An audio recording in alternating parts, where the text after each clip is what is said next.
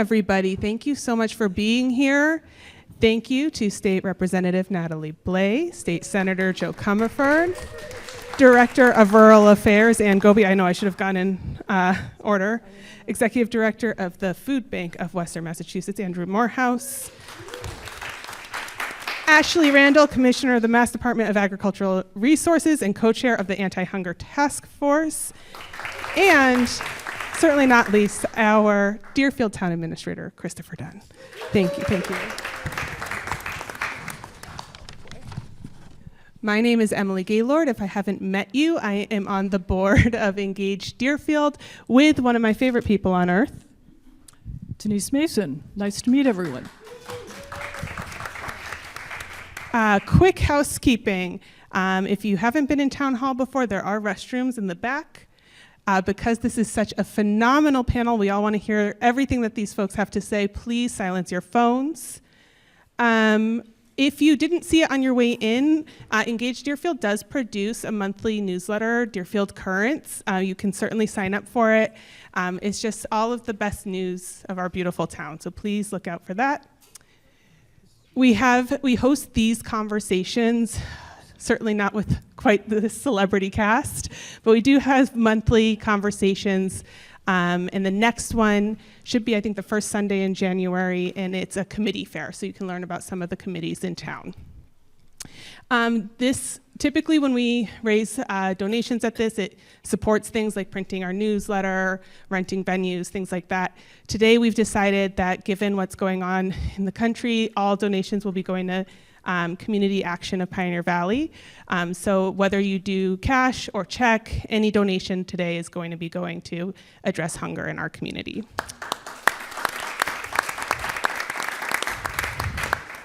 All right, I have two more important things. One, I want to say thank you to Exit New Options Realty, who is helping to sponsor for this event, as well as to Greenfield Savings Bank, who both sponsor our conversation series. So thank you to them. And if you got a pencil and a note card on your way in, that is so you can write your questions down so you don't forget them. We're going to go through our organized questions first, our predetermined ones, but then we will certainly have an option for our audience to ask questions as well. But please hold questions to the end just because we have quite a bit to get through and we want to honor our guest time. And with that, shall we take a seat? Do you have something? Oh, yeah. Did you have something to say? I did. Okay, I am officially the mic police, okay? So this is not the best room for acoustics, so if for some reason you can't hear us, raise your hand, and that goes for the panel too.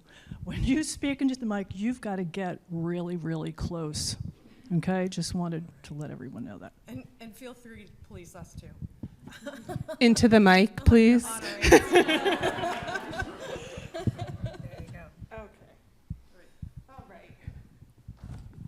You don't need to see us, you just need to see them.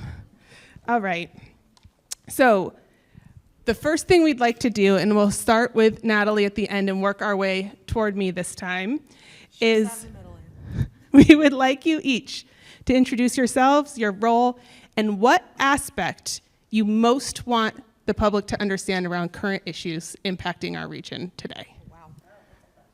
It can be, we're gonna get into it, so this can be a rapid round. Okay, how's that? Can you all hear me? All right, it's a good way to get started. So I'm State Representative Natalie Blais. I represent the 1st Franklin District, which includes 18 communities in Franklin County. It's half of the city of Greenfield and 17 other towns that roll all the way out to the Berkshires.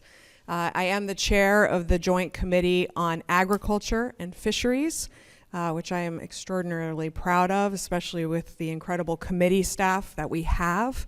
I live right over the hill in South Deerfield, and I consider myself very lucky to live in this community where people care so much about each other and have very ambitious dreams about what we want to accomplish here, and an incredible select board and lots of other boards in this community that really care about the future of Deerfield. In terms of what I'm hoping. What do you most want public understanding around? Yeah, we have incredible opportunities and we have incredible challenges here in Western Massachusetts. And I think us as legislators, we've really been talking with this administration about the real impacts of population decline and how we have to stem that. And that includes everything from housing, transportation, public health care, education. The list goes on and on and on. And so I guess what I'd like to leave you here with today is that we can't do this work alone. Conversations like this are really important in terms of galvanizing support for Western Massachusetts, for rural Massachusetts, and how we continue to elevate these conversations going forward. So communication, community, conversation like this is really, really important, and I'm just grateful to be here with you today. Hi, everybody. My name is Jo Comerford. Oh, I got to get into the mic. I represent the Hampshire-Franklin-Worcester District in the Massachusetts Senate. That's 25 cities and towns, including partnership with Natalie on behalf of Deerfield. In the Senate, I am the Senate Chair of the Joint Committee on Higher Education. I'm Vice Chair of Senate Ways and Means, Vice Chair of Ag, and so delighted. And fisheries. Ag and Fisheries. Delighted for Natalie's leadership there. And then Vice Chair of what's called Steering and Policy. Steering and Policy was a snoozy committee before this year, but the Senate President has elevated it into a committee that is playing both offense and defense at a time where we need both. So I will ditto my sister Natalie about the engagement piece and the ways in which this region has really been the people power, reaching a very willing administration to advance real gains for Western Massachusetts, and we're certainly not stopping. But I'll focus what I'd like us to know about is the ways in which the legislature, in partnership with the administration, can help get us through what I consider a pretty difficult, perilous time. And by doing that, we'll play offense and defense. And we can't fill every gap in federal cuts, nor can we protect our people from every federal incursion. But we can and must do every single thing that we can, and that's steering and policy. So that's the Senate committee that's helping direct the Senate's work on things like reproductive rights or data privacy, location shield, book bans, you name it. We're engaged in it and helping to move the Senate. So I'm so happy to be with you. Good afternoon, Ashley Randall. Right in there. Like Ashley Randall. And I have the privilege of serving as Commissioner at the Massachusetts Department of Agricultural Resources. I was appointed in March of 2023, and prior to that served as our Legislative and Policy Director at the department since 2018. I grew up in South Deerfield on a 5th-generation dairy farm and have always wanted a career in public service, and that's what my career has been. I started at the Maine Department of Agriculture and then was fortunate to be able to come back to Massachusetts to work with our farming community. As Natalie mentioned, while there are a lot of challenges in agriculture, I see a lot of opportunities as well. One of the biggest concerns is we have an aging population of farmers. The average age of a Massachusetts farmer is 58 years old. But I see a bright light in ways that we can engage youth and youth development. And I would say and want to acknowledge Cece Yazwinski, who's one of our current members of our Ag Youth Council at the department. The Youth Council. The Ag Youth Council was an initiative we launched last year, so CC is part of our second class, and it's really a way to engage with high school juniors and seniors and bring them up to speed on what Massachusetts agriculture looks like, how they can stay involved, whether it's through college or if they are at a vocational school and they want to go right into the agricultural sector after high school graduation. We want to be able to provide those opportunities to them and have them be excited about the future of agriculture in Massachusetts. Thank you. Great. Good afternoon. My name is Andrew Morehouse. I'm the Executive Director of the Food Bank of Western Massachusetts. I live in Williamsburg. I've been at the Food Bank for 20 years in Western Massachusetts since 1990 when I came to study at UMass, you know. Typical, right? And haven't left.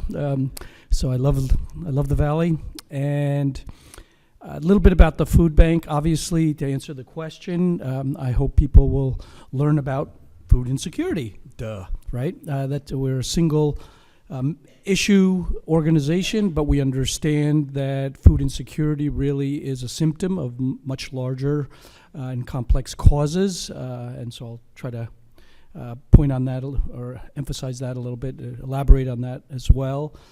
Just a quick word about the food bank so we don't have to do it later.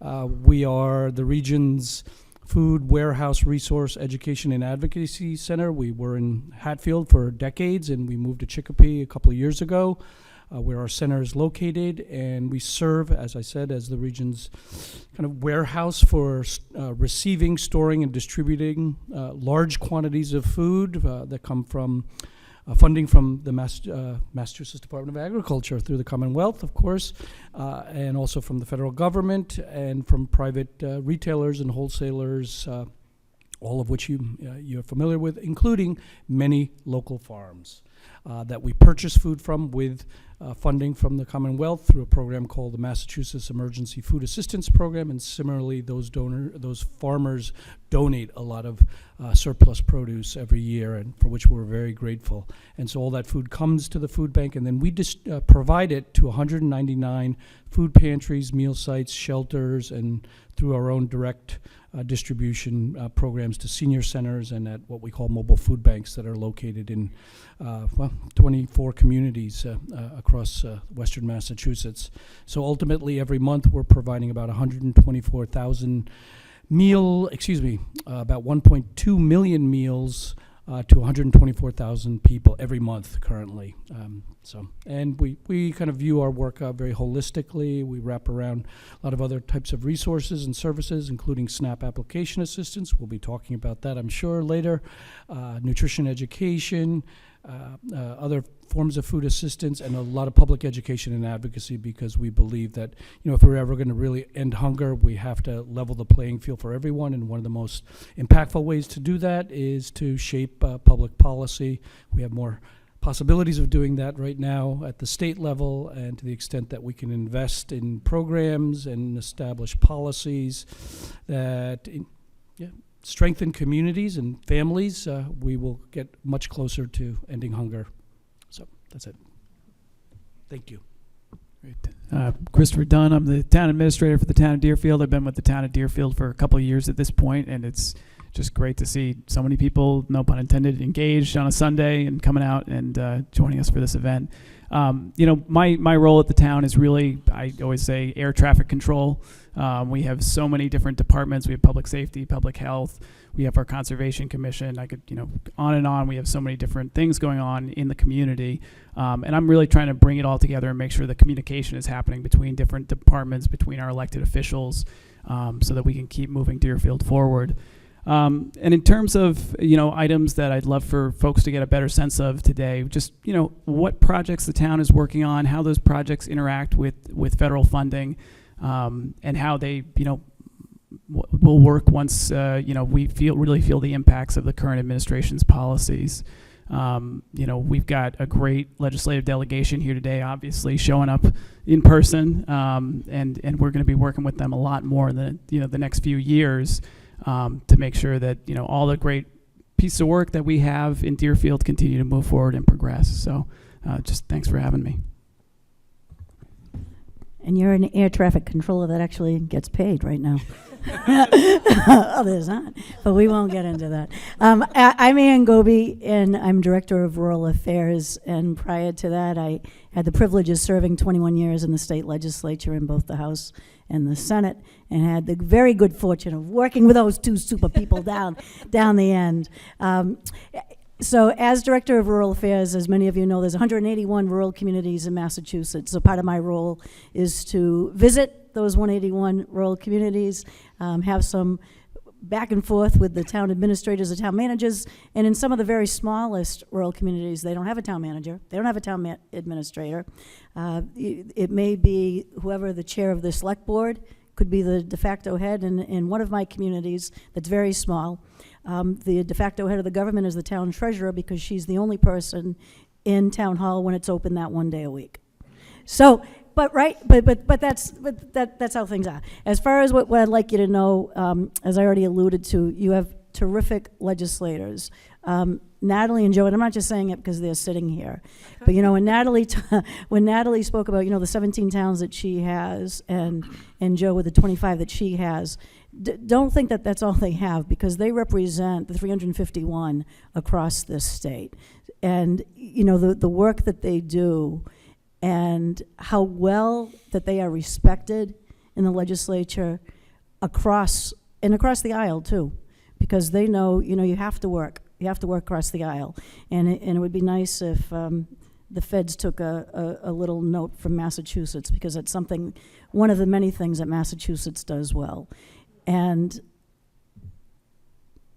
I think a lot of you know Commissioner Randall, but we are so fortunate to have a Commissioner of Agriculture that gets it, that is from this area originally, that knows the area, that works for the people. And I was not surprised with the work that she's done with the youth, because I think Ashley and I probably first met, we were both very involved in 4-H. And, you know, and that just carries over. Are you a 4-H'er? What? How about Grange?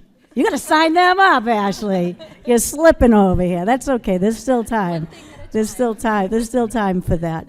And I guess the other thing I'd want you to know is this, is that, you know, sometimes good times don't last forever, but bad times don't either, right? And it's easy to lead when things are good. It's not as easy to lead when things are bad. And we're fortunate to have a governor and lieutenant governor that lead from the front, and that lead in when things are bad, and step it up and don't take a step back. And so I guess that's what I'd like you to know too. So thanks. Wait, can I ask a quick question? And how many of the 181 rural communities have you visited in Massachusetts? I have 22 left, and the reason, Incredible. and I had expected to do, I don't want to make this like a sob thing though. My mother's had some medical issues, so I moved in with her in June. My husband's pretty happy about it, but so I've been helping her out a little bit more. So it kind of took back on some of my travel time, but I'm back on the road now. Hence being in Deerfield on It's Sunday. incredible. It's incredible work. All right, so we're going to start off with one of our rock star panelists, Christopher Dunn. And the question we have for you, Christopher, is how is Deerfield able to mitigate threats to our funding for basic infrastructure or innovative projects? And are we seeing cascading impacts from the Fed to the state and to at home in Deerfield? Sure, great, thanks Denise. Yeah, so I mean, you know, over the last few years we've been able to fund a lot of incredible projects because, you know, we were at this moment where there was a lot of federal funding available. We had the American Rescue Plan Act, ARPA, at the start of the Biden administration, and that enabled us to not only deal with just some problems that popped up, the July storms in 2023, but also provide, you know, proactive matching funds for projects like the Leary Lot. We got a charging and fueling infrastructure grant for that as well under the Biden administration. So there was a lot of money out there for a few years, and it was allowing us to really make progress on some of these projects. And now we're at kind of a crossroads. I'm sure people say that all the time in every situation, but in this case we really are. We don't know exactly what's coming. So we know that ARPA is kind of washing out of the system. We know that with you know, things like the charging and fueling infrastructure you know, grant program, that's just going away entirely because the new administration has a different take on those issues. So at the end of the day, you know, we don't exactly know what's coming next. I'm as eager as anyone to learn from our state legislators what, you know, impacts are going to cascade down the state level. But, you know, we're fortunate in that we had an opportunity to get a great head start on a bunch of incredible projects. And so those are far enough along that, you know, that we're in good shape on those. And we're just going to have to see what comes next. That's the point we're at. Well, let's see if we can satiate some of your curiosity, Christopher. And we'll go to Joe. And I'm wondering if you could speak to which parts of the federal domestic policy bill most directly affect Massachusetts, and of course for us here, Western Massachusetts specifically. The one big beautiful bill, it's hard to call it beautiful, right? Yeah. So let's call it OB3 because the beautiful is no longer welcome as a word. has numbers of financial impact. So first, let's just talk about revenue. A piece of the bill actually, if Massachusetts doesn't act, which I hope we act, and that would be a defensive move, as I talked about offense and defense, we could lose about $650 million in revenue. And that's decoupling from federal policy that we'll have to do if we want to keep the revenue coming into the budget. But that's not the only revenue that we can see affected by things like rising unemployment, layoffs of federal workers. All of that has a downstream, secondary or tertiary impact as our tax revenue slows, or our economically related, right, revenue slows. So we could say more about revenue, but let's talk about spending. There are real spending cuts in OB3. They take the form largely, not exclusively, but largely with Medicaid. And we've seen some of those cuts already implemented, but the majority of these cuts will not come after, not surprisingly, the midterm elections. When that happens, there will be significant pain as people lose the ability to remain on mass health, Medicaid. We also have been subsidizing what's called the exchange. That's the healthcare connector. That was during COVID. And that's another group of people. So one group is the folks who receive mass health. Another group is the folks who are receiving subsidized health care and are on the exchange. That will be wildly destabilizing. Their healthcare costs will go up considerably. I can't give you the exact amount because, in fact, it'll depend on a family's assets and income.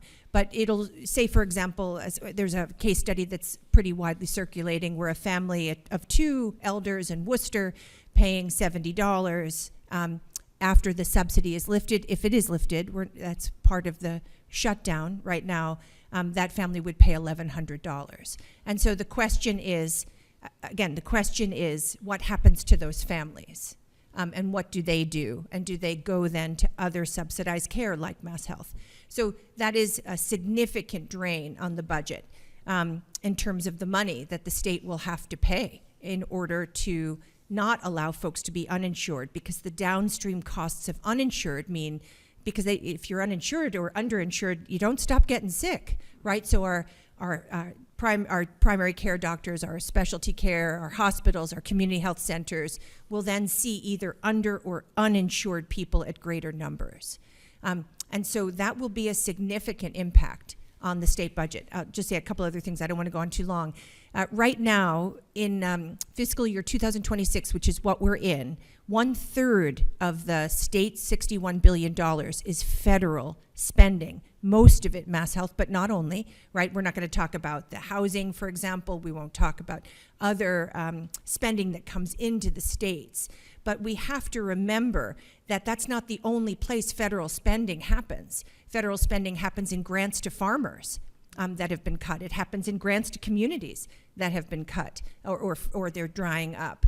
And so when you start looking at that, it's well over just the 1/3 affecting the state budget. Then we started seeing it affecting nonprofits or for-profits like farmers and municipalities. And so the question for us at the state level is, what holes do we fill? We don't have enough to fill all of the holes left by the federal cuts. So what holes do we fill, and how do we work creatively with municipalities and all the people affected to find a path forward? Can I just add one thing to that? Because I think it's important to note the real impact that this has on people and on students. Joe and I have the opportunity to meet with students across the district, but we met with Frontier students for the Civics Action Project. We do this annually as a result of the good work that they're doing. And when we went there this spring, President Trump had just announced that he was going to withhold $108 million in K-12 funding. And rather than these students thinking about what was on their minds in terms of everyday life, or the test that they were taking tomorrow or whatever it happened to be, these students were asking us what the impact of federal cuts would be to their K through 12 education experience. That is not something that a student in our elementary or high schools should be concerned about.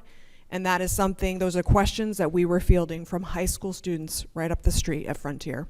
So I just want to make sure that we talk about that real impact to our young people. That's so important. That's so important. And, you know, of course, we're all focused, as Andrew said rightly, on SNAP, the Supplemental Nutrition Assistance Program. So we're focused right now on the shutdown and the fact that there are court cases pending that may restore all or part of those benefits. Of course, it won't have forestalled all the fear and lack of food that families and individuals have experienced starting yesterday. But it's really important for us to remember that in addition to the Medicaid cuts that are coming, on November 1st, 150,000 people in Massachusetts lost SNAP, regardless of whether it comes back on, because of the OB3 bill. And so that's something that we, you know, we could go down in detail for you in education and food security and transportation and infrastructure, you name it, healthcare. We're going to see these major cuts. All right, I'm going to continue on with Natalie. So Natalie, where should we expect to see early impacts? Small business, schools, healthcare, transportation, and town budgets. Yeah, I mean, as Joe just noted, I think the challenge that we're facing at the state level is we don't know what is happening on a day-to-day basis. We're trying to react as quickly as possible as we can, and there are several lawsuits pending, and thank goodness for the Attorney General of Massachusetts, Andrea Campbell. I mean, she is really leading the charge across the nation. And what we saw developments over this last week in terms of a court decision that was rendered saying that Donald Trump did in fact need to use these contingency funds that he said that he did not have access to for the first time in history of government shutdowns.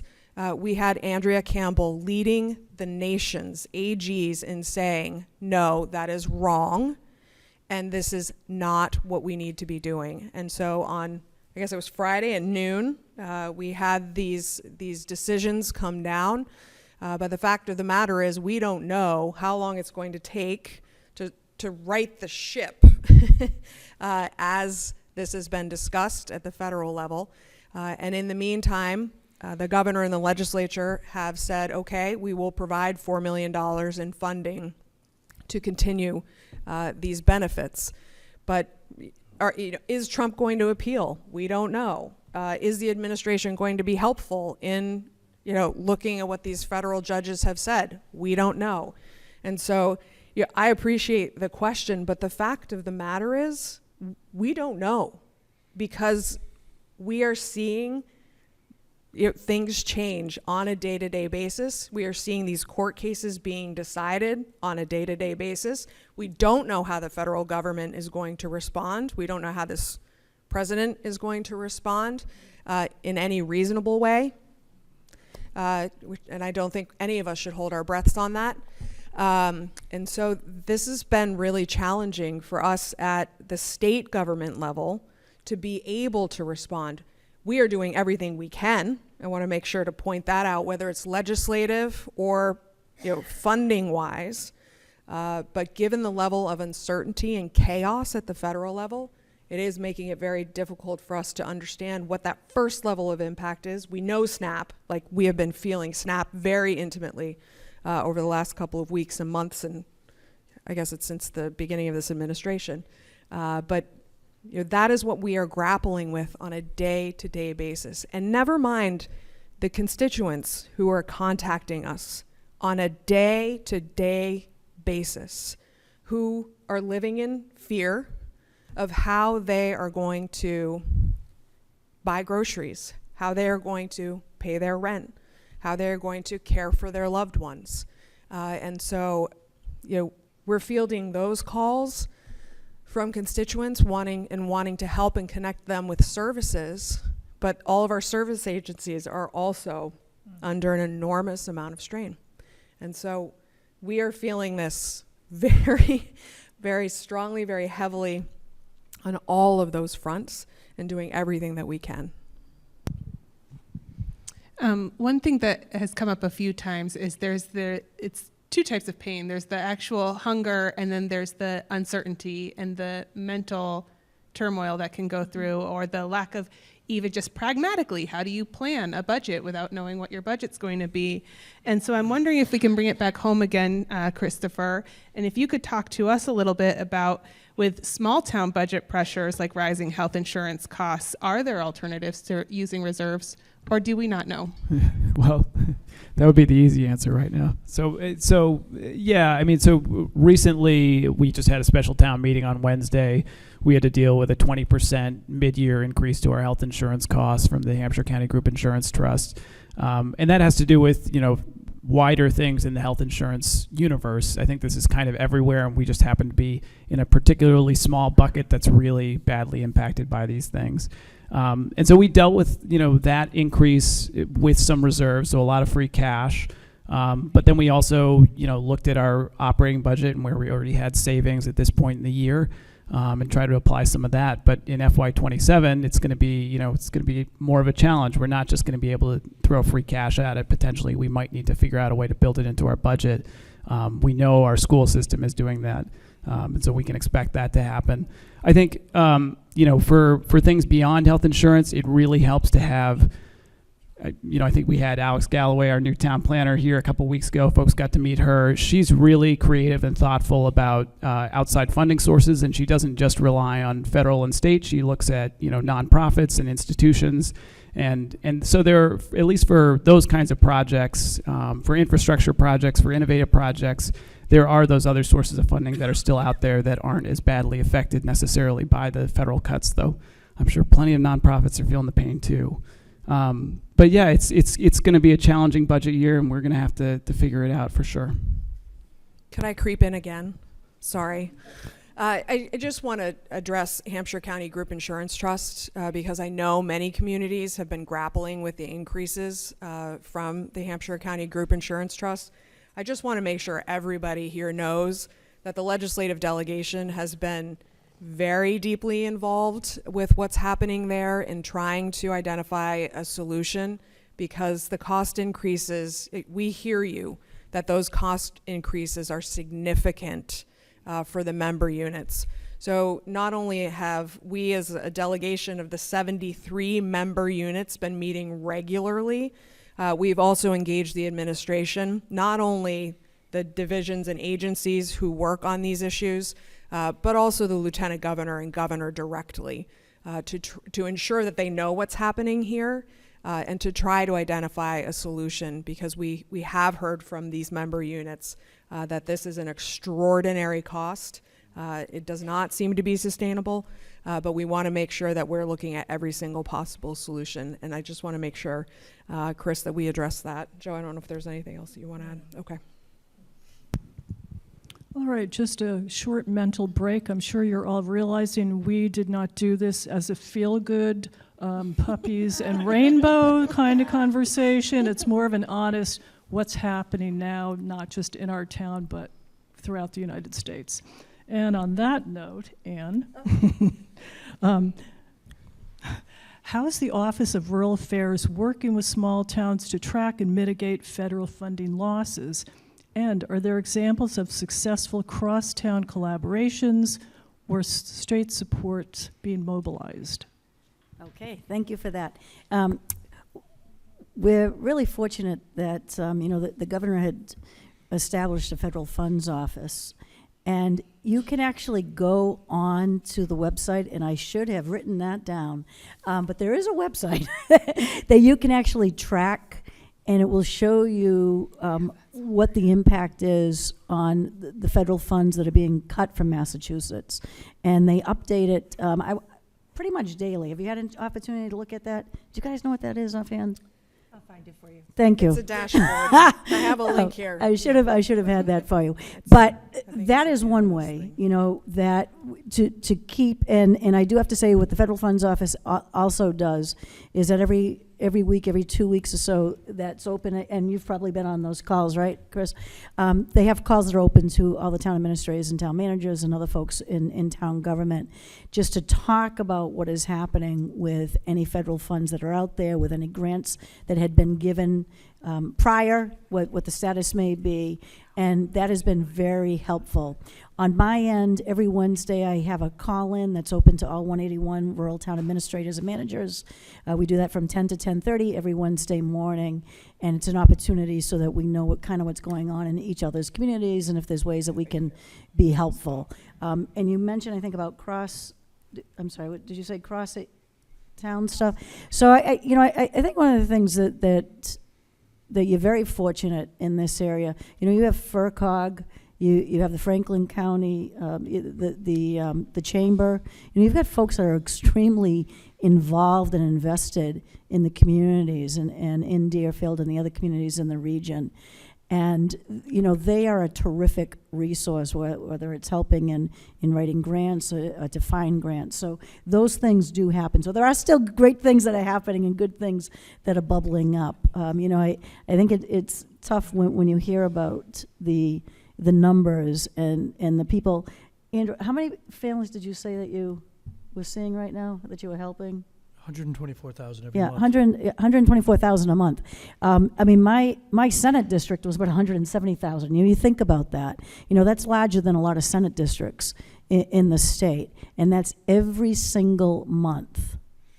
And so, you know, you think about just those numbers, and where SNAP is $240 million a month coming from the federal government, and you keep and forget about, you know, today wasn't too bad, but we know what it's going to be like in a couple of weeks, right? The next hit's going to come on LIHEAP. It's going to be the heating assistance, and so it doesn't stop. And so I know that there were some folks, you know, I've read some stuff online too, where people are saying, oh, you know, the legislature and the government, they got to release all this money. Well, how much do you release, and who do you release it to, and when? Because the next shoe's going to drop. It's not if it's going to drop, it's just when. And we know that that's going to happen. And so, you know, doing their best to make sure that people are taken care of, and that's what they're looking out for. So my hats off to the legislature, because they have got a very, very difficult time. I would say that this is pretty close to what we went through during the early days of COVID. Yeah. It wasn't a lot of fun, and this is not fun. So I'm glad I'm not in the legislature right now, because I know how those kind of you know, people are upset, and we get it. You know, people are upset. And a lot of the questions that they have are the same questions that all of us have, and unfortunately there's no easy answers to any of it. Thank you. As for that link, we'll get that to Pat so that you can send it Yeah, out, because I'm sorry it's a about that. I long, should it's have a been- long So URL we address. texted it to you. Oh, okay. And we can post it on the Yeah, Engage it's a good Deerfield one, 'cause website I as well. think you'd find it interesting. It's kind of neat to look at, and, Yeah. and that gives you a really good sense of what's really at stake and what we're dealing with. And actually, to Nat's point earlier about the instability of this time, what you'll see is this is how much has already been cut. But then you'll see some of it has been restored thanks to Andrea Campbell, right? And her lawsuits. And so it's in flux all the time. Yeah. So we may not know the fullness of something immediately because our Attorney General is going to go do battle.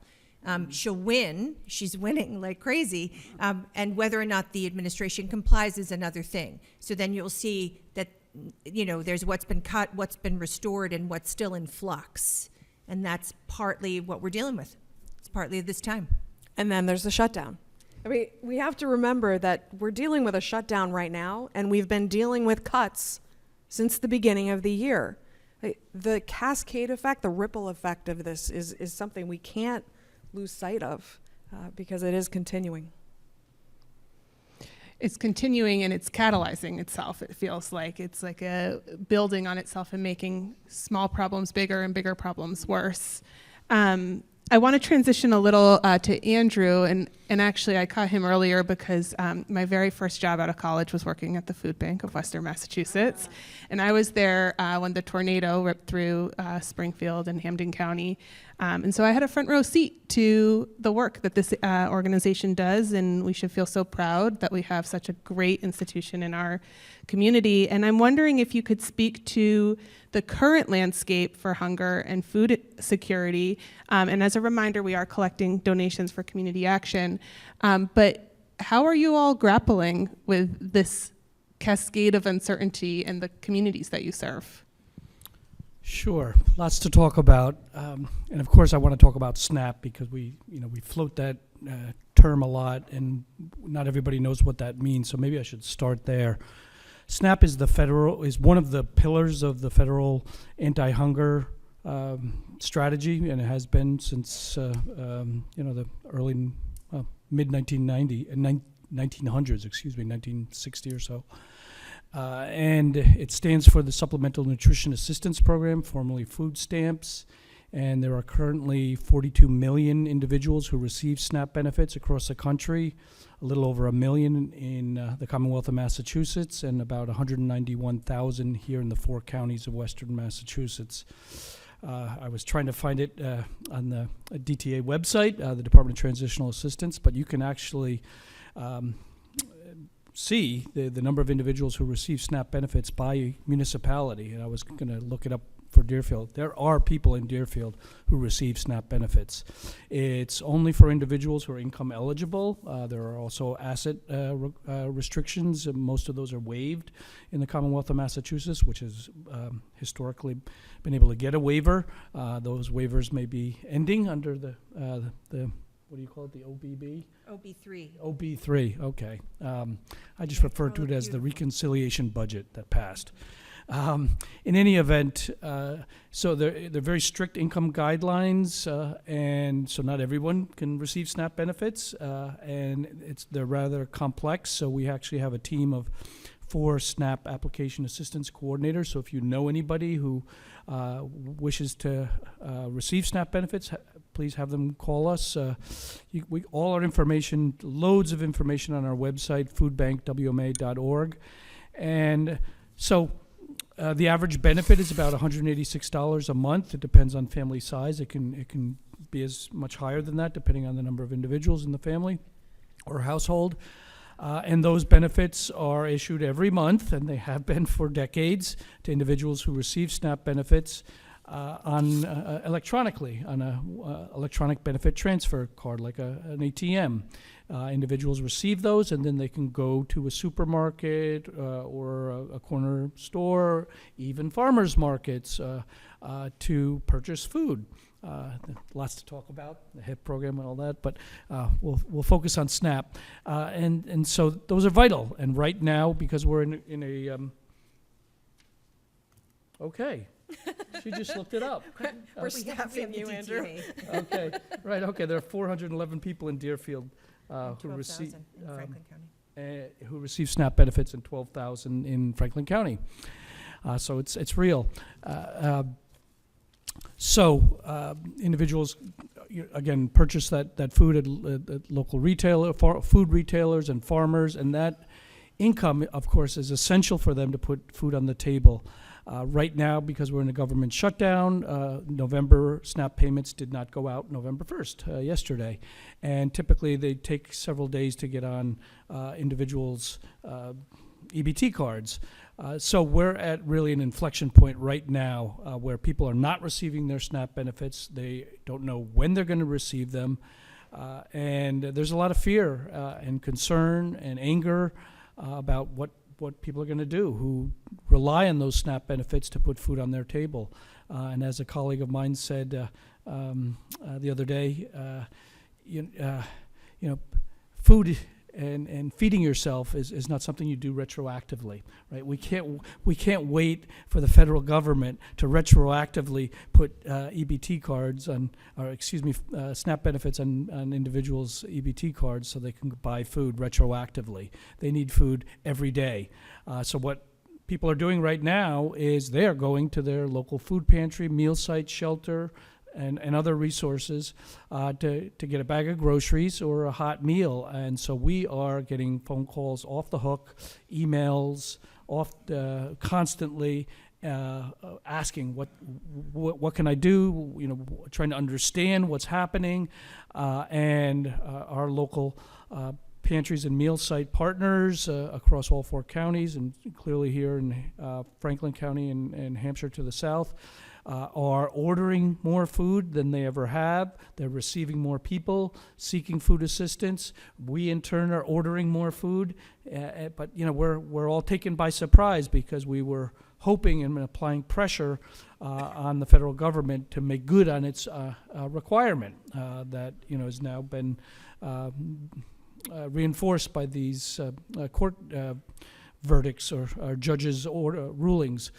So we're hoping that SNAP benefits will start to be issued beginning tomorrow and over the next couple of weeks. But in the meantime, people need to eat, and so they will go to their local food pantry, and we are going to scramble, as we've been preparing for this for some time, to make sure there's enough food at local food pantries and meal sites so people can get food and can eat. It's as simple as that.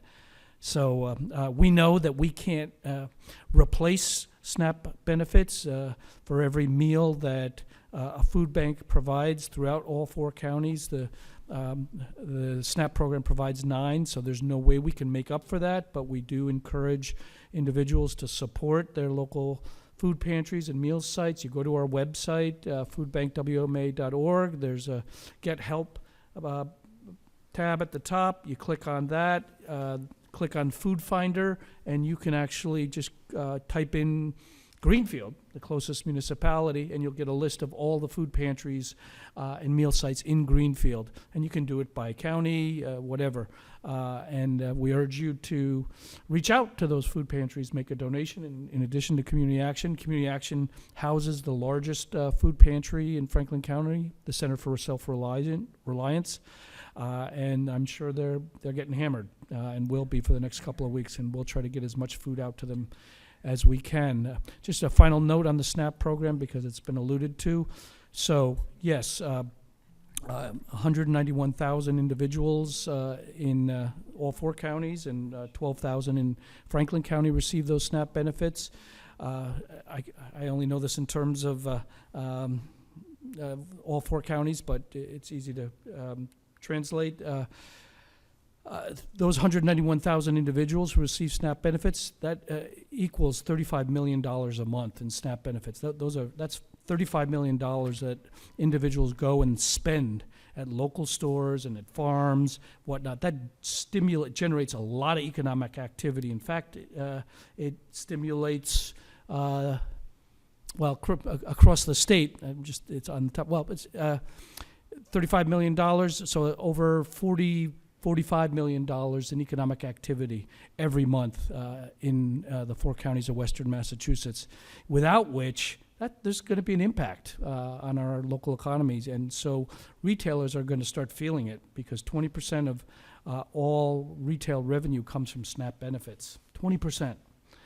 So retailers, they're not going to tell you publicly that they support SNAP, but bet your bottom dollar, behind closed doors, they're talking to the legislature and they're talking to the federal government, and they're saying, they're explaining what the impact, the economic impact, much less on top of the human impact on SNAP recipients, but the economic impact that will have across our local economies is tremendous. So I'll leave it at that for now. Thank you. Just wanted to add on, I think it's incredibly sad that 411 of people in Deerfield are on benefits. But today we're not just looking at Deerfield, we're looking at our neighbors. It's not just what's happening here, what's happening in Franklin County and throughout the country. And just reading the other day, but Greenfield, I believe, which with a population of 17,000, which has held pretty steady over the course of, the past 30 years, they have 4,000 people. I can't do the math quick enough, but it's over 25%. That is really horrible. So, anyway. Okay, I'm going to turn this over to Ashley. So can you speak to how this does and doesn't intersect with the 2018 Farm Bill that was extended into September 2025? Sure. So with the Farm Bill, we've been saying the last 3 years we're going to have a new Farm Bill, and it's a Farm Bill year, but it continues to be extended. So we have seen programs that have expired because they need to be reauthorized. For instance, one of the major programs at the department is our Agricultural Preservation Restriction Program, or the APR program. And a lot of that funding is a partnership with the Natural Resource Conservation Service. And they have what's called the ASIP ALE program. And that helps us to be able to fund projects across the state. So it's a federal investment as well as a state investment. And then Deerfield in particular is one of the towns that's really great at contributing as well to be able to protect the land in perpetuity so that it cannot be developed. And that's a major program that was included in the Farm Bill and other conservation programs that need reauthorization. Another program that we've utilized, and we started a few years ago at the department, is through the Farm and Ranch Stress Assistance Network, and that is a mental health program. And in 2023, when we had the 3 major weather events across the state, we had actually just launched our program in January of that year. And we had the February 4th freeze, the May 18th frost event, and then flooding that started in July and continued throughout the summer. And we started to see a major increase, really starting in the springtime, from farmers. We have a contractor at the department that we pay with state funding, but that program has not been reauthorized, and so there has been no additional funding to be able to support our program. We are committed to maintaining our contractor, but we also see great demand and more calls from farmers for mental health assistance. There are several programs. The Farm Bill is also, as Andrew was saying, where you see about 80% of the Farm Bill is for nutrition programs. And that's a major component as well. And I think sometimes it's lost, the conversations around nutrition and agriculture. They're almost put in 2 buckets, but they really are interrelated. And the connection between, especially in Massachusetts, our farmers who are selling directly at farmers markets or farm stands, and our healthy incentive program vendors, and making that connection between local nutritious food and nutrition in general, and our food is medicine connection. So a lot of those programs we are waiting to see reauthorized. And for our Northeast region, I'm fortunate, I have the privilege of serving as president for our Northeast region of agricultural departments, and we meet on a monthly basis. Other regions are starting to meet more, but we've been meeting consistently on a monthly basis throughout this year. And the Farm Bill is the topic that's always top of mind, in addition to the other cuts that we're seeing to programs. And I think that regional collaboration and regional approach is helping us, but it doesn't make up for not having these programs reauthorized and that additional support. And how lucky are we to have Jim McGovern fighting for these programs in Washington. I just want to give a shout out to Jim. So thank you. I'm going to pull on the infrastructure a little bit. I'm going to turn it over to Anne, or Queen, as you told me I could call you at the start. From your statewide vantage point, how do rural infrastructure needs, roads, broadband, housing, fit into the broader response to these federal changes? Yes, they do. I mean, everything is impacted. I'm sorry, what was the second half of that? So the roads, infrastructure, broadband, yep. And what was the housing fit Yep. into the broader response. Yeah. So in our communities, as you go through the rural communities, and one thing that's kind of interesting, if you've been to one rural community, you've been to one rural community. They are all different. They're all very different.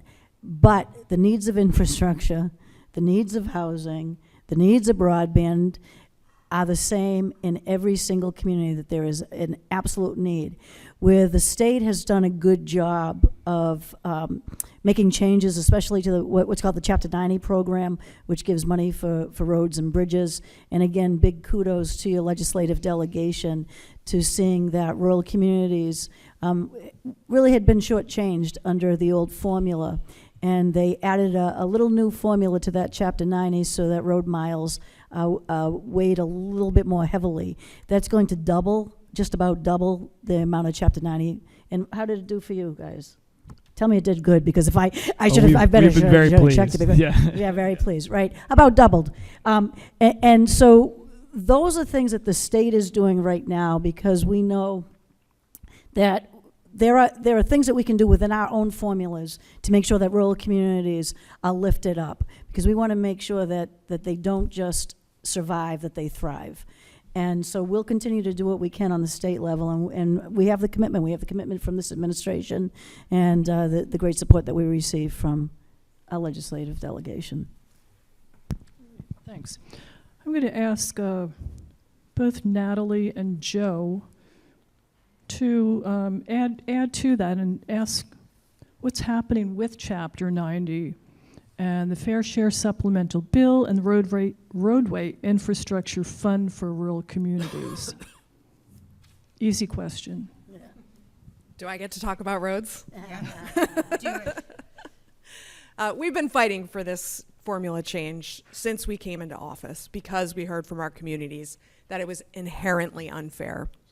Thankfully, we have an administration that agrees with us, and we were able to make this change that has significantly benefited rural communities. Mm-hmm. So I just want to make sure that we give kudos to this administration. In terms of funding, at the end of June, Governor Healy did sign a surtax supplemental bill. So we voted in the Commonwealth in favor of the Fair Share Amendment. This directed additional funding to education and transportation only. Because we had some additional funds that came into account, Governor Healy was able to sign a supplemental bill back in June, and there was $103.5 million for road and bridgement. I just made up a word. Road and bridge improvements for cities and towns, and that did include $80 million for supplemental funding for Chapter 90, with half of it distributed through the regular formula and half of it distributed on roadway mileage. It's the roadway mileage that's key for rural communities. So I just want to point out that that happened as a result of the investment that the Commonwealth decided was important through the millionaire's tax, the fair share legislation that allowed us to capitalize on that funding and to push that money out to communities across the Commonwealth. That is different from the Chapter 90 bill that we passed, which is the $300 million that Director Goby was just talking about, with $200 million going out via the regular formula and $100 million going out via this formula based on roadway mileage. So that is a big chunk of money coming from the Fair Share Amendment and then the Chapter 90 bill. I have to say thank you to the administration for hearing us and saying that we needed to put more money into unpaved roads across the Commonwealth. In that surplus supplemental bill that she passed, she included $7 million for an unpaved roads pilot program. We know that in Western Massachusetts, we have a higher percentage of unpaved roads when we're talking about our total roadway network. So for example, in Leiden, this is a crazy statistic. If you look at Leiden, you look at their total roadway mileage, 69% of their roadway miles are unpaved. 69%. I did take a look at what Deerfield's is. I think Deerfield is 25% of your total roadway mileage is unpaved. So the administration heard this. They heard that Chapter 90 really wasn't working for rural communities and made these two really big changes: the mileage-based formula and creating the $7 million unpaved roads pilot program that we're going to be talking about hopefully soon as they release this through an application program that communities can apply for. The funding can be used for equipment. So let's just say you need a grader or a roller so that you can maintain your roads yourselves. You can use it for equipment, or you can use it to actually rebuild or repair a roadway. Another great example, Leverett, Dudleyville Road. Just to do 1 mile of roadway, an unpaved road that needs to be completely rebuilt, because when it was first built, it was built on a peat bog. It will take $2 to $4 million to reconstruct that 1 mile of roadway in Leverett. I think there's something like 26 culverts in that 1 mile roadway in Leverett. There is no way that our communities can pay for that. And when you talk about a community like Leiden with 69% of their total roadway mileage, miles being unpaved, I'm French Canadian, I'm talking with my hands. This was something that we said we could do, and this administration believed in it, believed that they needed to do it, and made it happen. So I just wanted to point those two things out. And thank you, Joe, for making sure that my computer doesn't malfunction. So what Natalie talked about with roads and culverts and that kind of, and the prioritization of Chapter 90 in a different way, and then also adding dirt roads is really critical. But what's important for us to know as a community is that, prior to this current interaction we're having with the federal government, this delegation, in partnership with people like Ann, Director Goby, has really been pushing on every single grant program that you can imagine, where we rely on that funding formula. So, for example, you asked about infrastructure. The Municipal Vulnerability Program, which is a wildly important program, really boxed out our communities in Western Massachusetts in terms of how they were scored. They were asking for things that we just can't do out here. So as a result, a very hard application was yielding less good results for our people. The administration has changed that. And to their credit, they've changed it. But not only that, they've said, actually, you know what, in the MVP program, we're going to put aside money just for rural communities so that they stop getting boxed out. So the application's easier, and we're getting more of it, and then there's more money to get. And so imagine every single funding line coming into our local communities, whether it's small businesses, municipalities, nonprofits. We've been interrogating those assumptions. The assumptions underlying the funding are really based often not in what rural communities have or need, right? Our assets or our challenges. And so our job is to look at every single one of those organizing principles and poke really hard at that. And so we're doing that funding line by funding line, again, in partnership with great Sister Ann Goby, who's the rock star in rural affairs. And then I will say also in other parts of this transportation, which was also part of this, dirt roads, we also won some real good funding for microtransit.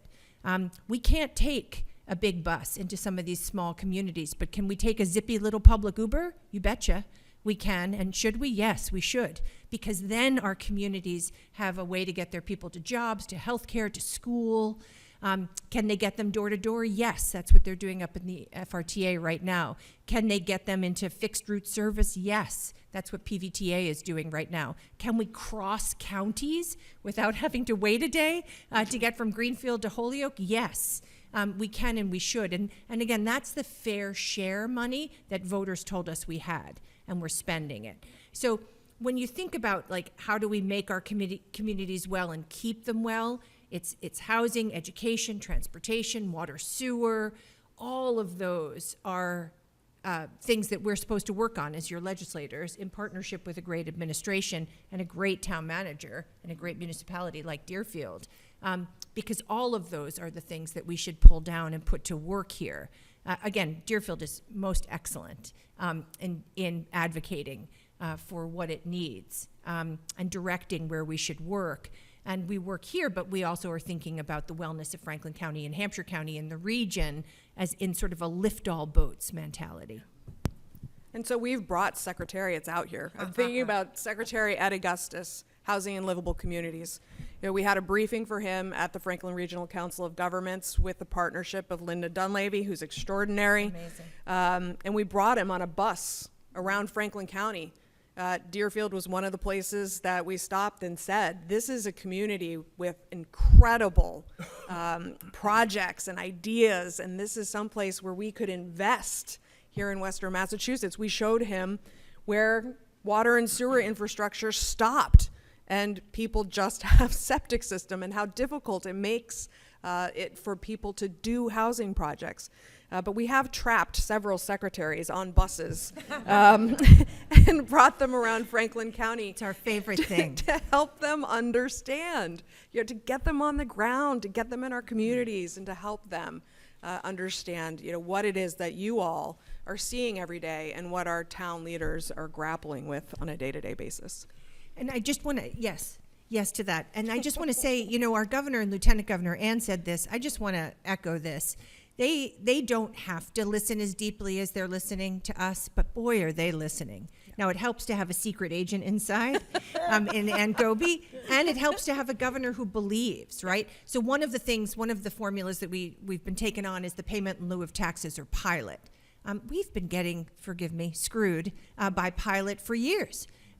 It actually screws us in two ways. One is it actually gives communities like Deerfield money based on the relative tax or the relative land value, and they use, for example, a comparison to Nantucket, right? So if the state average goes high because of places like that, and we're under the state average, then we get less. And then also, frankly, it's never valued ecosystem services. It's never valued the work of the land out here and the work of communities like Deerfield to steward it. And our governor said, okay. So Natalie and I have been filing a bill on this, but actually Governor Healy just jump-started that. She's like, okay, thank you guys very much. That's fine, you have that bill. We're going to establish a commission because we're going to look at this very unfair formula. So that's part of, we couldn't ever do any of the things that we're doing without success if we didn't have a partnership of the Healy-Driscoll administration. Thank you so much. And we have just a couple more questions from us, and then we will turn it over to the audience. And one thing that I'm certainly taking away is not only are you all so competent and so helpful, but you keep shouting out other people we have working for us. And for me, I think I needed a little bit of that hope. It feels like a shot in the arm, so thank you for that. I am curious if you could speak to how all of this ties into things like the clean energy goals and solar incentives. And if we have time, I'm also curious about job creation and things like that in our communities.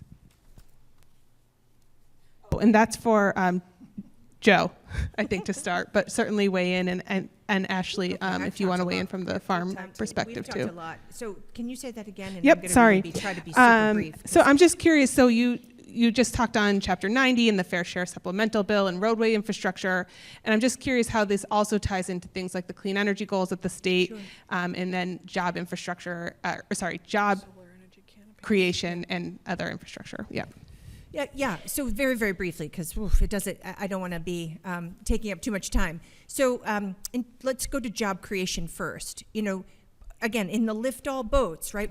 We have the infrastructure we need so that businesses can locate here. Businesses bring jobs, and so we pay a lot of attention to all of the infrastructure. It's not only water, sewer, roads, bridges, culverts.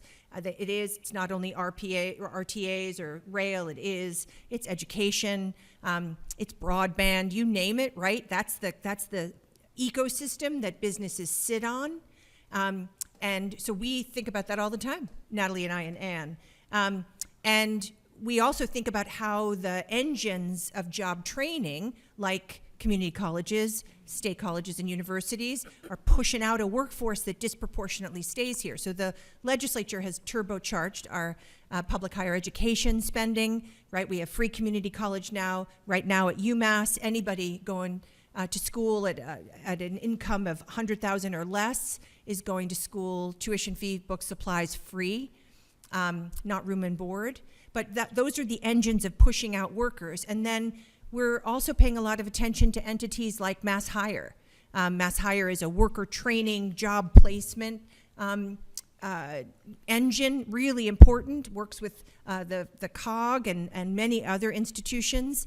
And actually, that's one of the formulas we're pushing on, because we are wildly disproportionately underfunded out here, and it's based on assumptions that don't work for rural communities. So that's our latest project, our duo project, is to try to get the Mass Hire funding right-sized for the work that Franklin Hampshire Mass Hire does. And then in terms of how we sync with climate goals, this is a balance. It's a balance, right? We have a goal of being a net zero Commonwealth by 2050. We believe that that's really important, right? And I think there's a lot of shared interest in that. How do we do that in ways that make homes not too expensive to build? How do we do that in ways that are equitable in terms of people leaving gas or oil to get to electric? How do we do that in ways that don't put downward pressure on farms to develop, And that's the balancing act that you help us do every day by giving us your opinions about all of these things. Natalie and I have paid a lot of attention to solar on the built environment as a priority, and we've had some wins legislatively that have asked the administration to do that work first. But as the commissioner knows, we also have a 21st Century Ag Commission that's actually looking at ways, like, if we're going to develop, how do we develop it in ways that takes not only the built environment, which I think is a shared value, but brownfields or less good ag land, and how do then farmers potentially benefit? These are all questions that we're asking all at the same time. Yeah, and if we are looking at every legislative vehicle that's moving, we were able to get the solar energy canopies legislation that we introduced into an act promoting a clean energy grid. We have passed 3 climate bills, 3 comprehensive climate bills in the 7 years that we've been in office. It really speaks to the urgency that we feel as a legislature, and I just want to make sure to point that out, because that work has been tough. We also have an environmental bond bill that is pending before the legislature. It's been introduced by the governor that not only deals with clean energy, there are also a lot of agriculture provisions in that piece of legislation. And I know Joe and I have introduced a bill regarding solar recycling and decommissioning, because that is something we've been hearing from our communities. What happens? What happens at the end of a solar panel's lifetime? And in some states, they do require you to put forward, funding at the beginning of a project. So when the project ends, there is a pot of money to decommission that solar project. So we've heard that other states might be doing this a little bit better than us. So we introduced a bill to do that. Can we do that better here in Massachusetts? So we're looking to see if we could get that into this environmental bond bill, but are really looking to move all of our pieces of legislation in whatever way that we can. But I did want to point out that we have this massive environmental bond bill before the legislature right now. And I'll just briefly add, too, when Senator Comerford talked about balance with whether it's the climate goals or affordable housing, I see my role as always asking, how is this going to impact and affect farms? So certainly at the department, we have grants such as the Climate Smart Agriculture Program, to help farms with roof-mounted solar, so that we aren't taking prime ag soils and putting solar into that ground. But they can benefit from renewable energy by putting it on their barns or sheds. And at the same time, when we talk about affordable housing, we want to make sure that the prime farmland is not turning into affordable housing, because we know once that land is gone, we're not getting it back. But I think one of the advantages, and something we talked about before, is the partnership. So between the administration, between the legislature, and between municipalities, we're having these conversations to say, how is this impacting our community members, which includes farmers, and how can we all work together to make sure that we're balancing those needs? All right. For our last question for Christopher, taking into consideration housing, transportation, and the rural lens, how can communities like ours ensure they are represented at state level negotiations?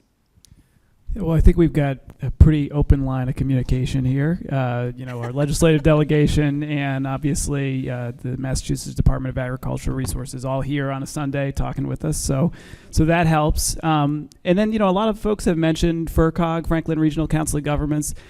Western Mass, we're small. We have to speak as one voice. And so getting together, multiple communities together to decide on what issues we want to bring to Boston and prioritize, that's really important too. So I think we keep doing that work. We keep these lines of communication open, and we'll be okay. Thank you. Okay, so we're going to turn it over to our audience. I'm just going to set a couple ground rules.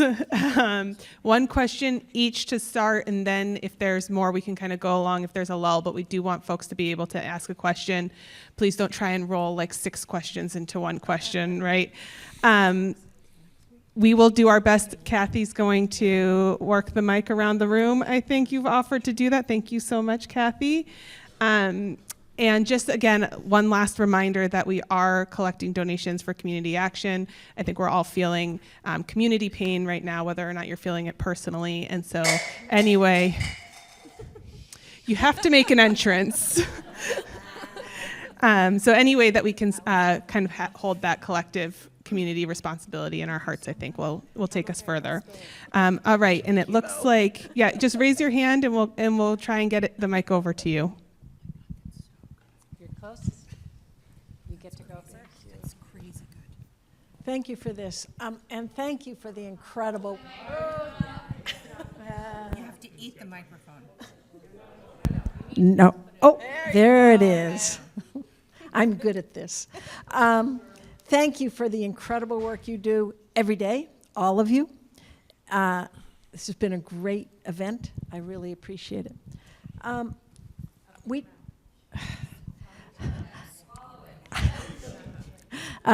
We just had a town meeting on Wednesday. It's been alluded to. We've been trying to be a climate leader community. Climate leader community program that the state has is probably one of the best ways that communities can cut costs. Because if you put solar on your roof, you don't have to pay the electric bill quite as drastically as you used to. So, but one of the things that was brought up at the town meeting is this money going to be available? There's $60 million set aside for this program, but maybe it'll disappear. Maybe we won't get it. Maybe we'll sign up for something and we'll have to pay for it ourselves. And so if you can address that fear, because all this is about fear and what's coming down from the federal government, if you can talk to us about that program and how that money is going to be available at least till it runs out, not be clawed back. So maybe you know that, maybe Karnak knows it better, but I don't know.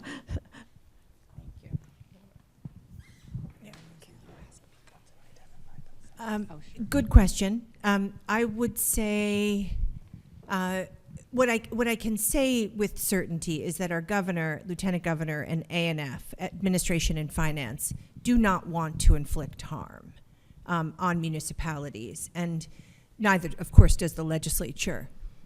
And I wish I could say for certain that I knew the fate of every climate grant program or initiative in the state. I actually don't know that fate right now. We'll know more in December. In December, there's something called a consensus revenue hearing that will tell us how much we imagine we'll make in revenue in fiscal year 27. And then from there, the governor will introduce her budget in January, and then there'll be a series of Ways and Means hearings in March. And then the House goes in April, the Senate goes in May, and then we smush them together in June and send them to the governor. And between the last, when she introduced her fiscal year 26 budget in January of this year, between then and when we sent her the budget, we cut $1 billion from that budget because of what's happening, because of the cuts we're seeing. We've put some of that back. We sent $234 million to hospitals, like Cooley Dickinson in Franklin County, Bay State Franklin, and we sent it to community health centers. So we're not, that $1 billion is going back, but it's going back in ways that are trying to help stabilize. So to your question, I can't tell you what's happening. I think the Climate Leader Program is important. I think our governor cares a lot about climate. So does our legislature. I just don't know what's going to happen as we go into this next year. I think it's important I say that. I think it's important to say it, and also lessons are being learned right now by the first communities who were selected, one of which was Ashfield. So if you haven't been able to connect with Ashfield, I think maybe you have, but if you haven't, my goodness, talk with them about what they've learned, how they've been able to benefit, and the challenges that they've faced. Thank you. Please identify yourself, please. Trevor McDaniel, Select Board Member in Deerfield. I thank you so much for coming out. Really appreciate all of your efforts and time here with us. And I guess one question was on revenue. Have you had any insight how the year is going? You look at the stock markets, things are wonderful, but everybody else is having pain. And I think pain really is the goal from this federal administration. It's the fear, the retribution was told to us that this was his retribution, and especially on blue states, we're suffering, and we're so grateful that you're fighting and our AG is fighting for us. I know we'll make it through this, but it is going to be painful, and I appreciate you looking at kind of the finances and figuring out ways that you can kind of stem that pain, because it is going to be painful for a while, and just appreciate the work you're doing on that. Thank you, Trevor. Our fiscal year 26 numbers are tracking. So our governor just released the earmarks that we got in fiscal year 26 budget. She had held them, I actually think rightfully, until seeing where we are, because there's a lot of instability. We're a little bit below benchmark, but what's really doing well is fair share. So the millionaire's tax is doing well. That gives us hope for education. Sorry? Tax the rich. No. So that gives us hope for the stability in education and transportation. Just identify yourself. Hi, I'm Charlene Galinsky, and I just want to personally thank Natalie, Joe, and Ashley. I'm a mom of 2 farming boys, and it was beyond stressful a few years ago, and your help, I just can't even thank you enough. If I could give you each $1 million, I would, but you are rock stars beyond belief, and Ashley, you were my student. To see you go where you've gone, I can't even tell you how proud I am to be one of the people that was in your life through education. So again, thank you, and I'm sure I'm speaking on behalf of all the farmers. You did a magnanimous job for the community. My question is about the pilot program. That has come up off and on during a lot of our town meetings, and I know Steve Kulik in 2015 had a bill going on, but it got, I just read about it, it got cut in committee. But then I noticed, and I was excited to see that, Joe, you're involved in something with a Mr. Gomez on the pilot program for the state. There's another bill going on. Is that true, or did I read it wrong? Natalie and I have a pilot bill. Oh, okay. For state-owned land. For state-owned land. Can you? And we're both on the governor. We've both been appointed. Did you get appointed? I did. I got appointed.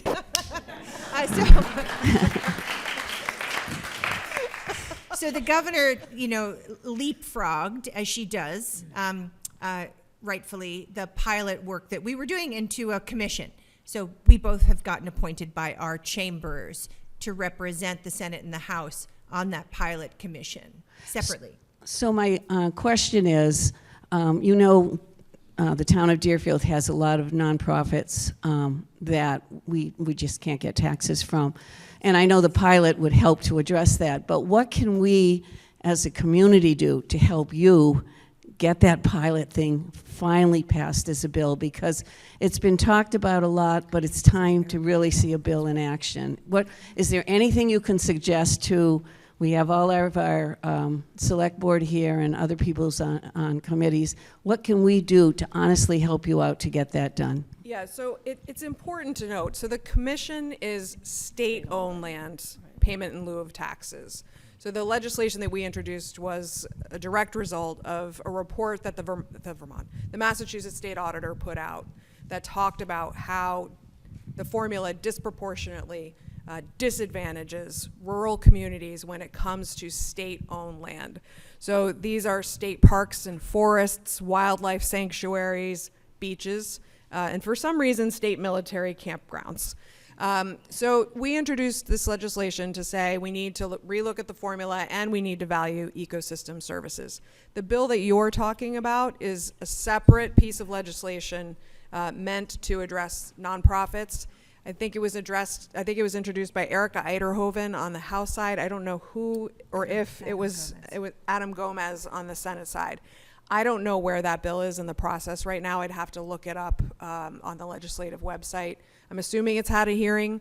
If you haven't yet submitted testimony, most certainly can, to voice your support for that piece of legislation. But that is, every single bill before the legislature has a hearing. It is an important opportunity for you to make your voices heard. You can send in written testimony, you can testify virtually, or you can drive to Boston and come to appear directly in person before the committee. We take this testimony very, very seriously. And the fact that we've opened this up post-COVID to be able to participate in any one of those ways is so, so important. So if you want to shoot me an email, I can definitely give you what the status of those bills are and whether or not they've had a hearing and how you can submit testimony if you'd like to. Yeah, absolutely. Or you can just walk up the hill. I don't know if you want to do that, Charlie. Hi, thank you. Thank you all so much. Erica Higgins-Ross. So for most of my career, I've worked in mental health. I'm going to start crying, but I've worked in mental health at places that had in health insurance because that was what I had to do to support my family. I've worked at CHD. I've worked through the farm workers program with the community health center. And finally, like 10 years ago, I thought, okay, I can do this. I can start a private practice. And the ACA is enough that I can now support my family. We can do it with the tax credits. My daughter, who she was your intern, Sadie, she also is a farmer. She's currently a senior at UMass in the National Resource Conservation. She's teaching sustainable agriculture in the Amherst schools. That's probably one of your programs. She's an amazing kid. She's been working on farms since she was 15. She also got diagnosed with a chronic disease this year and is insulin dependent now for the rest of her life. And I'm terrified because I'm like, do I need to go back and get a full-time job? Will I still be able to have her on my health insurance till she's 26, which was one of the things. Is insulin gonna stay? I mean, Biden finally got insulin at an affordable price. Is that still gonna happen? Thank God her girlfriend is European. I'm like, move to Europe. I mean, I don't know what to tell her. But I'm just terrified, and I don't know how much the state is going to be able to protect. I mean, I know that if these subsidies run out, my health insurance is going to more than double. There's no question. And I'll probably have to go back to a full-time job at a clinic, which I can do. Thank God I have that option. My husband is retired now. He's on Medicare. Anyway, that's my question. How much is the state going to be able to protect our kids who, I just kind of feel like that thing where the conversation out there is these people on, mass health and blah, blah, blah, and these people who get SNAP, blah, blah, blah. And you're like, these people are us. These people are us, and we are scared. And I've never gotten this emotional at a town meeting, but thank you. Thank you.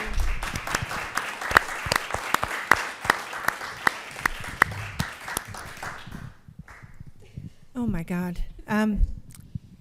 First of all, God, you are the most courageous to stand up and talk about what's happening, because it's only by doing that that we're all able to see the impact of what's happening in Washington and then, of course, in Massachusetts, and then work together to take action. So thank you. And a great mom. And you're a great mom.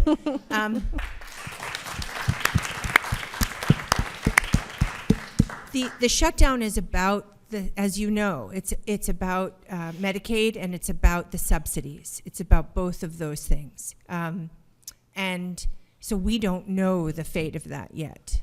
But this is what I was trying to open with before. The question before the legislature and the governor is, what do we do to weather this moment? Where do our people need protecting? What choices do we have to make in order to do that protecting? And I'm in for that conversation with Natalie, with Ashley, with Ann, and the governor, lieutenant governor, right? That's the kind of work that we have to do. The legislature did take action around pharmacy benefits last session. That should help. It's not everything because we relied on a federal partner for part of that. But your story helps Natalie and I understand the kind of priority that people's health care has to take. So thank you for sharing it. And these, I want to share my appreciation for you speaking up, and want you to know that you're not alone in terms of what we're hearing from people. People are feeling this very intimately. It is very painful, and it is intentional, to your point, Trevor, from the federal government. And I don't want anybody in this room to walk away thinking that this is easy for anybody at this table who is involved in these discussions. You know, whether you're someone like Ashley who's running a department and has to possibly make some really difficult decisions in terms of what she's recommending for the next governor's budget, or whether it's Joe and I who, you know, in this past budget, we're cutting funding for sexual and domestic violence prevention programs. We're having to cut programs like VITA, the Volunteer Income Tax Assistance Program. Those votes, those decisions are incredibly painful for us as well. And so I just want you to know that we are feeling this as deeply as you are. And I don't see it getting much easier given the fact, you know, of what we're seeing at the federal government.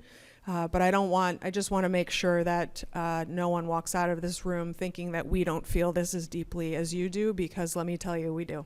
Okay, Yeah, we're right can there I just with you. add one thing to that, and good luck to your daughter, but you know, you were mentioning about insulin. You know, think about this too. You know, the federal government is going after research institutions, you know, for that next generation who may be able to find cures and to find something better to help people.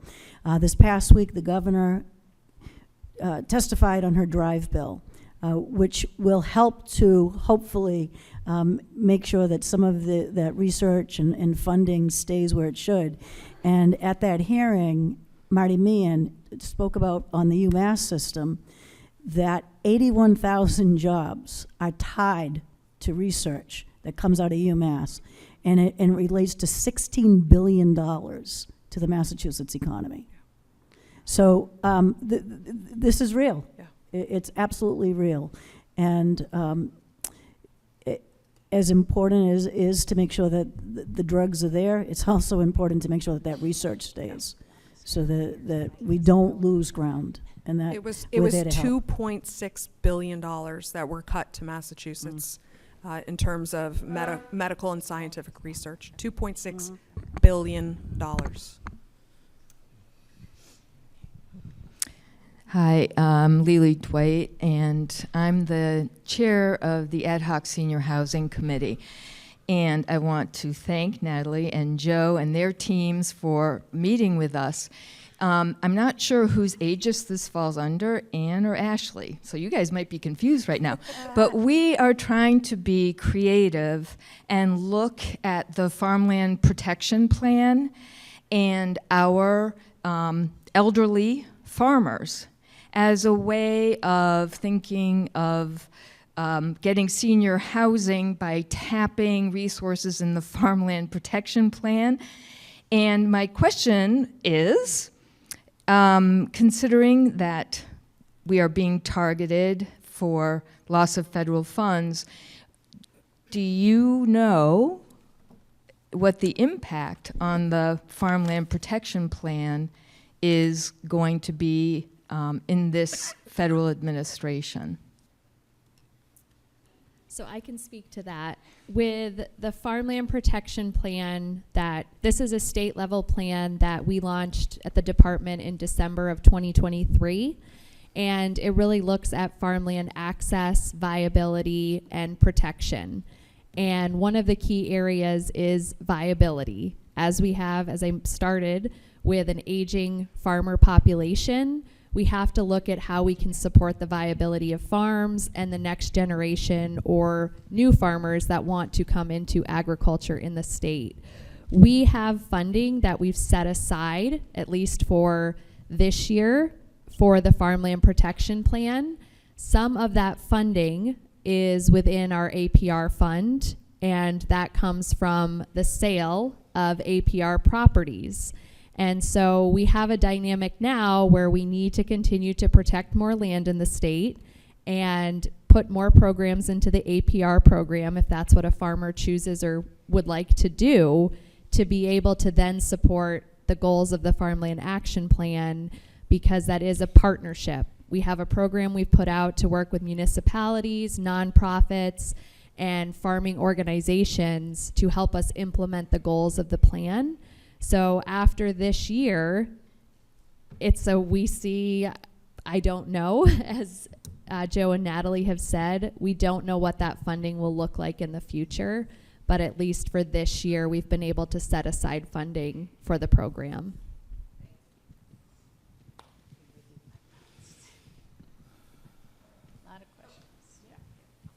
Thank you. Hi, I'm Lori Prim Conlon, and I just want to thank you each so much for the work that you do every day and being here. It really means so much, coming from a place that does not have this. My question is, what can you tell us about blue state coalitions regarding healthcare and other issues, and is there any way for us to be involved with any of that effort? Thank you. Do you want to speak for the Gov, or do you? I'll say, whoop, there we are. I can speak to the statewide coalition focusing on food security, obviously. There is one, it's called the Make Hunger History Coalition. It's led by Project Bread, a statewide anti-hunger organization based out of Boston. And I actually sit on the advisory council, but any individual or nonprofit that's interested and concerned about the issue of food insecurity and wants to end hunger in Massachusetts, we have bold goals, and it's going to take a while, but we encourage people to get involved. And you can go to Make Hunger History Coalition. Just Google that and you'll find it.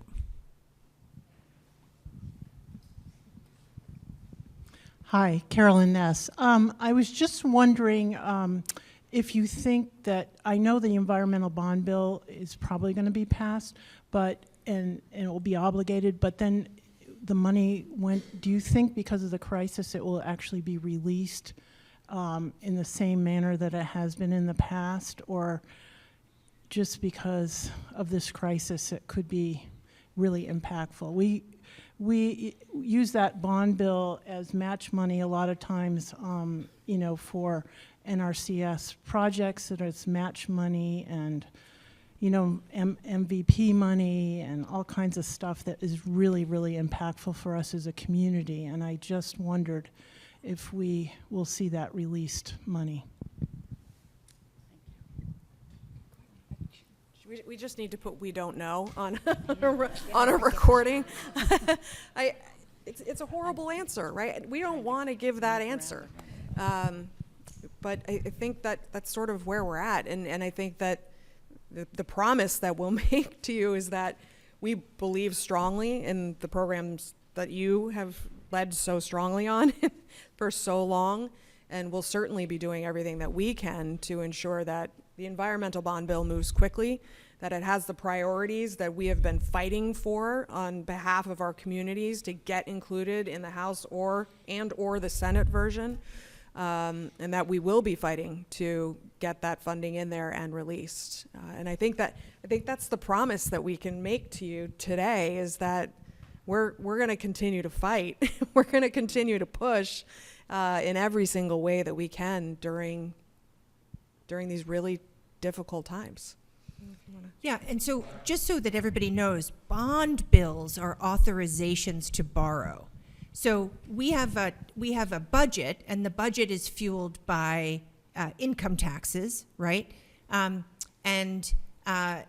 some forms of capital gains, other kinds of taxes, marijuana, gambling, all of that stuff. It comes in to what's called the general fund of the Commonwealth of Massachusetts. And then on top of that, we borrow. We bond, the state bonds, and we pay in every budget a percentage of our budget in debt service. And the debt service is helping us, with capital, with higher education, with environment, with housing. And that's a way to expand our ability to pay for these really needed projects. The good news here is that Governor Healy didn't come to sit on her hands, right? Like, we don't have a governor who's pulling punches at this moment. She came to win. She's really cranky about the fact that her agenda, I say that with great love, her agenda is interrupted. So are we, right? We're super cranky, Nat and I, every day. But the good thing is that she wants this environmental bond bill. She filed this bill, just like she filed the housing bill that we passed. We're about to pass the higher education bill. She wants these things because she wants to get stuff done. And unless she gets these huge sums of money dedicated for these things, she's not going to be able to move her agenda. That's the good news. And the good news is we have a state where borrowing is not forbidden, right? We have to balance our budget. That's our constitutional mandate. But then we can add a little through these bond authorizations. And you have a legislature that's pretty interested in that partnership with the governor.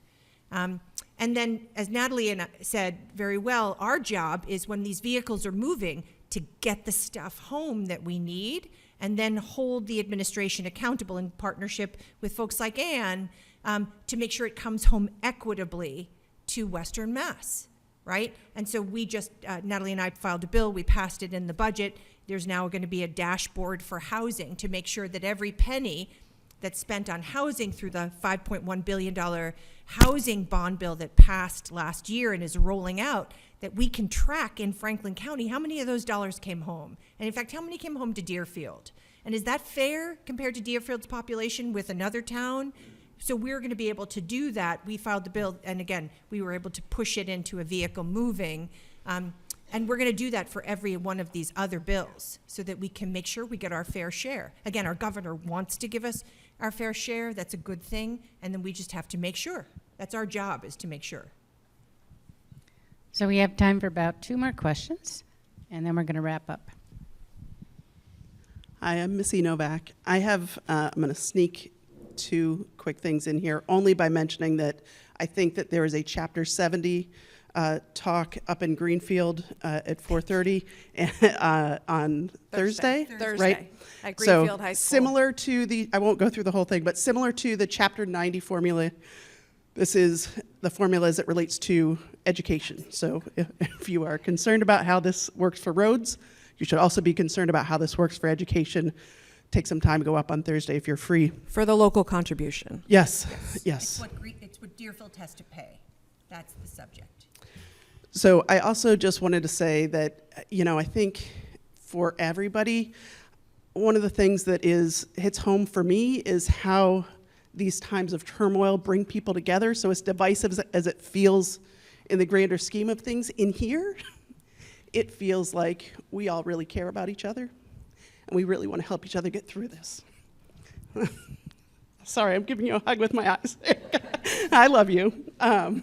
So I just want to know, how can we better, as a community, both in Deerfield and as a state and in Western Mass organizations, how can we better channel our resources to kind of channel that goodwill? And so this hit home last week when I got 6 different messages from people about how do we deal with the SNAP issue in our community. So from the school, from church organizations, from other friends and family that just want to help people out. How do we not all be helping out, have too many cooks in the kitchen, and channel our resources? That's a good question. I can speak again from the world of food security, that it's rather than trying to reinvent the wheel, I urge you to reach out to your existing nonprofit organizations and city, municipal government to find out what's going on and how you can leverage those resources as opposed to creating something new. Having said that, I just had an interesting conversation with a woman here about the conservation districts and what they can do to partner with farmers and to address food insecurity, and again work through existing channels, because they're doing this kind of work. We don't have the bandwidth to do it all, but we can help connect. And when I say we, I'm speaking not only about the food bank, but the 199 food pantries, meal sites, and shelters across all 4 counties that are doing great work, and they're in your communities, and they are the ones you should go to talk about how to create connection and community. If I could just say, it's sort of a difficult thing to say. These organizations need volunteers, right? But they need regular volunteers, because I think people are feeling this very intensely right now and want to help. We need this to be a sustained effort. And so, if this group could come together and identify 1 or more organizations, and you set up a regular schedule to volunteer, that would be incredibly helpful, because the one-offs are appreciated, but they have to train somebody every single time. Andrew, you'd probably know this better than anybody at this table. But what I've heard from the folks that we've talked to about how people can help is that volunteering is wonderful, but if you can do it in a more sustained basis, and this is something you might be able to schedule or organize around with a couple of different organizations to really make an impact. Last question here. So, as Tim Hilchey from Deerfield Select Board, I just want to thank all our residents for showing up today. You can't have a conversation without residents showing up. As many of you may know, the Food Bank of Western Massachusetts has marches to raise money, and they do a job every day of the year helping to feed our neighbors. So I'd like each of the participants in the march to talk a little bit about why you do it and when it's happening and how people can sign up to donate for you and your efforts. Thank you to Deerfield for hosting us every year. Sure. We're in our 16th year of the March for the Food Bank. Congressman Jim McGovern has been marching it, as I have, and many of the colleagues here. And of course, Monty Belmonte, who cooked up the idea 16 years ago. And so we will be marching through Deerfield on November 25th. We start on the morning of November 24th. That's a Monday of Thanksgiving week from Springfield, and we'll march to Northampton. And then on Tuesday, March 25th, we'll be marching through Deerfield. You can go to our website and you'll find it on the homepage, March for the Food Bank, and we urge you to consider getting involved in one way or another. There are lots of ways to do that, and all the proceeds will support the food bank so that we can get lots of nutritious food out to people who need it. But there are lots of ways you can get involved, and at the very least, you can just be out there when we're marching through Deerfield to cheer us on, and we'll certainly stop to receive your donations and talk with you. And I feel like Tim was a little bit of a plant, because Tim is marching with our team. All right. So we have a team. If you guys want to join our team, it's called Frontier Regional Stomping Out Hunger. It's public school in support of the food bank. We already have raised over $3,000. We're one of the top early earners. And we have students from Frontier. We have faculty. We have staff. I march, Tim marches, I think Denise is marching today, MA marches. So join us and just go search on the food bank, Frontier Regional Stomping Out Hunger. You can join or donate there. And a lot of you have donated. I posted on Deerfield Now, and a lot of you have already donated, so thank you. If you're marching, can you just raise your hand? Seems like you are now. Thank you. All right. I'm going to wrap us up. We are just about at time. Thank you so much to State Representative Natalie Blais, to State Senator Joe Comerford, to Ashley Randall, Commissioner of the Massachusetts Department of Agricultural Resources, to Christopher Dunn, our Deerfield Town Administrator, and to Ann Goby, Director of Rural Affairs. Thank you so much. Oh, hold on. And thank you to Engage Deerfield. Thank you to Engage Deerfield for the organizing. Thank you so much. And I think if there's one takeaway I want us to have right now, it's so easy to live in a time of us and them. And I think Missy pointed this out. Deerfield is a we.